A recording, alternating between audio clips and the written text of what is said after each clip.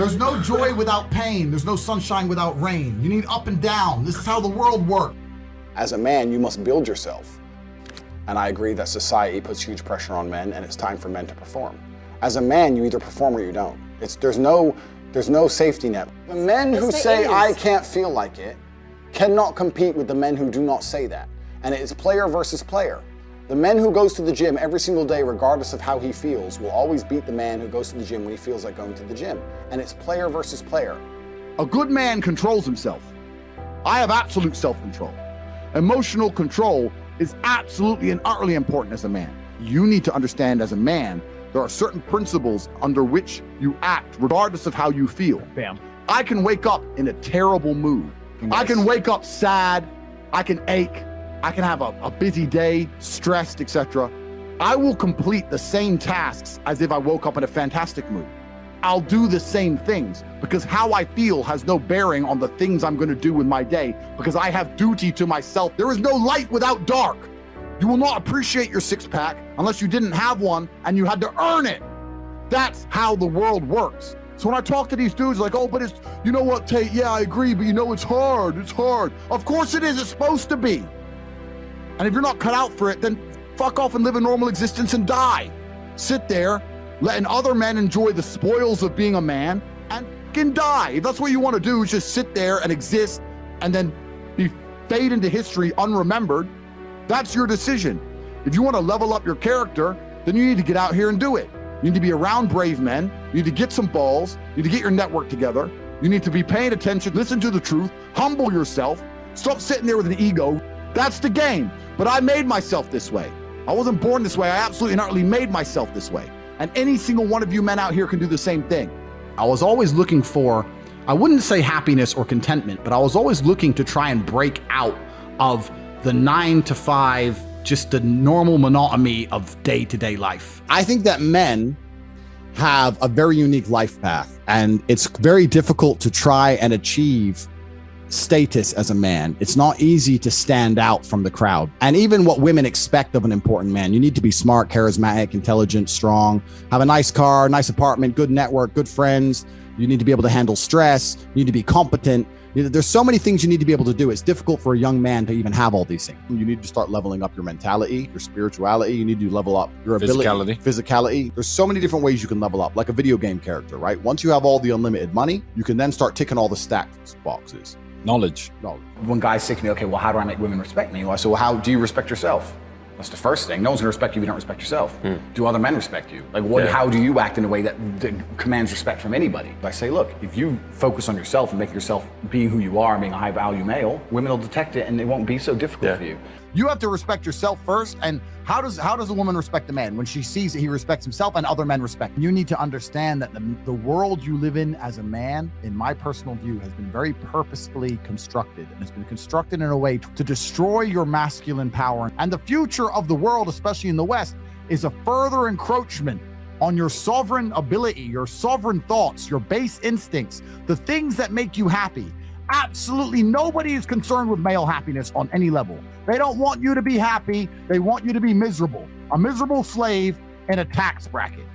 And you have to understand this. And the only way you can combat against it is to take significant action. You have to take significant action. You have to use the internet. It's the tool they're using. The internet is the tool they're using to brainwash the masses. You need to combat it and use their own tool against them to seek out the kind of information, knowledge, and friends that you need to have around you. You're going to be the sum of the 5 people you spend the most time with. So that if everyone understands that, as an intelligent person, you're going to be extremely careful and you're going to curate heavily the 5 people you hang around with. So you need to be aware of what's happening around you, and you need to curate for yourself a social network of people who understand that and are doing their best to combat that. That is the most basic imperative of the masculine frame, which has been destroyed in real time. They are trying to convince you that you should act how you feel. You should show more of your feelings. If you feel this way, you should show it. If you want to cry, cry. Look, I have no problem with guys crying. What I'm saying is the reason they're trying to bring out emotionality in you is most of the time you don't feel like doing the things you're supposed to do. But the true masculine frame throughout history was doing the things they didn't want to do, but they knew they had to do because they had honor and duty. When you remove self-control from men, not only do you get emasculated weak men, but what you also get is very dangerous men. There are actually far less genuinely high value men than there are pretty girls. You can go to any club in any country in the world. I've been to 72 countries. You can go to any club in any country in the world and see pretty girls. If you're gonna find a young, in shape, smart, tall, intelligent, rich man, it's extremely difficult to find. And that man has options. He has more options than a beautiful girl. And I'll tell you something. There's always been a large proportion of men in the world who made the choice to stay where they are. And life for them wasn't that bad. But as we reach the future and as time goes on, you're going to notice now that the people who don't chase having a masculine network, if they're not going to be excellent upon themselves and they're not going to be plugged into a serious circle of achievers, their life's going to become terrible. You could just be a normal dude and your life really wasn't that bad. But now we live in a situation where you just can't just be a normal dude anymore. Being a normal dude is no longer an option. So as a man, you have to be doing something to try and improve your status. There's lots of different ways to do it, right? But if you're a man with truly no status in society, now it's hard. Yeah. It's really hard. So you have to understand that as a man, you got to gear your life in a certain way. One of the easiest ways to get status is who you know, right? A lot of it's networking, and if you know the right people, you can get some status at least off of them to some degree. Every single man on earth with enough work can become one. That's the counter side, right? So there is hope at the end of the tunnel, but you gotta get up and do it. You know what I truly think a high value man is? Okay, it's a few things, right? So there's the obvious evolutionary triggers. The easiest way to be a high value man is a man who's capable of violence. If we look at it from a biological trigger, it doesn't matter if he's got muscles or he's big or he's tall or whatever.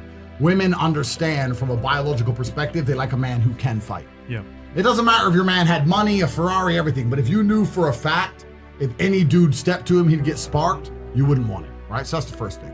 We're suffering from cowardice. We talk about all the problems in the world, and it's easy to talk about them all. But you can narrow them all down to the exact same thing. Cowardice, masculine cowardice, all of it. All of this is masculine cowardice. That's all it is. You're not going to be able to imitate being a G.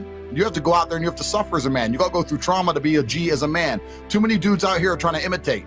That's what all this is. You're talking about game. You're trying to be something you're not. The real game is to be the man. That's the game. As a man, you need to go through trauma. You need to go through difficult periods. You need to go through things which are extremely uncomfortable to become any kind of man of value. Every single woman on this panel, if you were to ask her to describe the kind of man she wants, she would describe a man who she thinks makes her feel safe, who is dominating, who is smart, who is charismatic, who is interesting, etc. You cannot be all of those things by accident. Any man who grows up with a very, very easy life, who never goes through anything, who's born with a silver spoon in his mouth is the exact kind of punk which these women don't want to touch, right? As a man, you need to suffer and you will survive, and you need to internalize it, not become a weirdo, accept that the trauma is going to make you strong enough to become the kind of man that's respected by society, and you need to use it for your own advantage. As a man, if you have not been through extremely difficult processes, you're never going to be a high value man. So when you ask me that question, the answer is an answer you're not hoping for, because likely you've been avoiding trauma your whole life. Life is difficult. Everyone has bad news all the time. The things happen to people, and things are going to happen to everyone. And even if you live the perfect life, you're still going to have bad experiences because everything's relative. When people talk about toxic masculinity and all this garbage, and we need to make men more feminine, that's not going to make men. It's not going to make the world safer. Having a whole bunch of men who give in to their emotions instantly is going to create more monsters. The reality of masculinity is controlling your emotions. This is the reality of being a man. The tenets of masculinity since the dawn of time have been, I was afraid, but I did it anyway. This is the tenets of masculinity. Courage. That's what courage is. I was afraid to storm the beaches of Normandy, but I did it anyway. I was afraid to stay on the Titanic, but I did it anyway. This is the whole tenets of masculinity, and now they're saying, oh, if you're afraid, just act afraid, be a pussy. I'm at a point now where I'm working for, it's pointless. Money's just fruitless, I don't need it. But I can't not do it, I have to. I don't know why I am exactly the way I am. Because I'm a very happy person, but I'm not content. Does that make sense? I'm very happy. I'm not miserable. I'm not depressed in any way. I'm super happy, but also I'm not content. There is no quick fix. There is no replication. There is no way you can falsify on a long enough timeline. So the answer is, if you want to be a man of distinction, you need to go and suffer. That's your answer. One of the only things in this world you can control is your state of mind. You can't control the weather. You can't control other people. You can't even control your health. One of the very few things in the world you have genuine control over is your state of mind. You decide if you're a disciplined person. You decide if you're a happy person. You decide if you're a depressed person. These are things that in real time you can affect in your brain. This is all you can control on Earth. If you can't control that, then you're just a feather in the wind. And life's gonna blow you around, and you might land somewhere good, you might land in don't. Nobody knows.